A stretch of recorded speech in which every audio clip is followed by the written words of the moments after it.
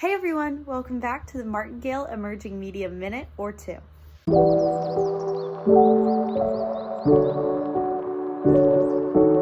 Our discussion this week is coming from the book Understanding Digital Literacies, A Practical Introduction by Rodney Jones and Christoph Hafner. Now, a major theme that I picked up that kind of carried throughout this book was the idea of affordances and constraints. Whenever you have a new form of technology, in this case social media or emerging media in general, you're going to have different pros and cons basically.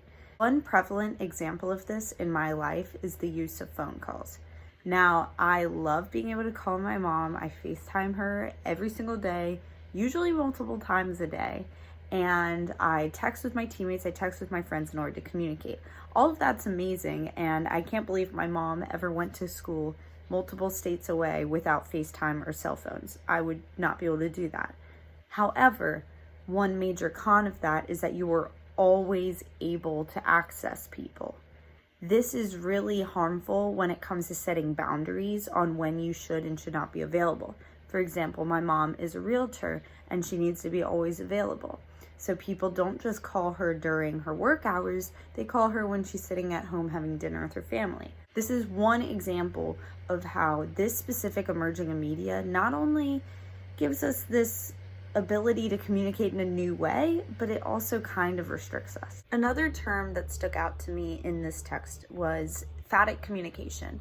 Now, this is the idea that our communication is more about the connection rather than the message or the content. The best example to me that they also use in the text is Snapchat, because people will just send selfies back and forth without any text, and it's kind of a way to see your friends who you haven't seen. Maybe for my situation, I graduated undergrad and moved 17 hours away. So I can send selfies, and just seeing each other's face is something.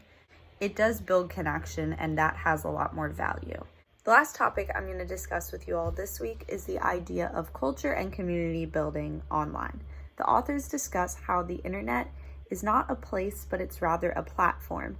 And this could not be more true than on sites such as Twitter, where people use this platform to share information and also reach out to people who have similar ideas, backgrounds, or interests as them.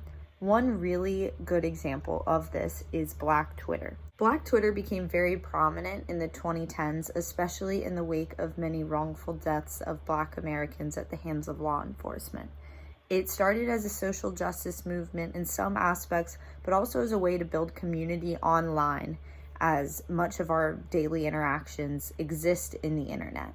To connect this back to the idea of affordances and constraints, a major affordance of Black Twitter and this community idea on social media is the fact that people might not have many people who look like them, think like them, act like them in their community. And they're able to go out onto the internet and find those who are like them. This is also very positive for people who are in the LGBTQ community. On the other hand, a major constraint of this community and culture building on the internet is that these communities then don't have a lot of interaction. What Black Twitter sees on Twitter is not going to be the same as the white supremacist who marched in Charlottesville and largely built their community online. They're not going to be seeing the same articles, the same information from politicians, and the same facts. They're also not going to be seeing the same comments. And so what happens is you end up having this kind of enclosed bubble where everyone thinks the same. And of course, you do see a lot of arguing on Twitter. A lot of that comes from people seeking out content that they're not going to agree with. I often look at Marjorie Taylor Greene's social media because it's so crazy that it entertains me. It is important to remember the affordances of communities and culture on social media and the fact that people are able to find community, and that is so beneficial when you feel isolated in that of your own.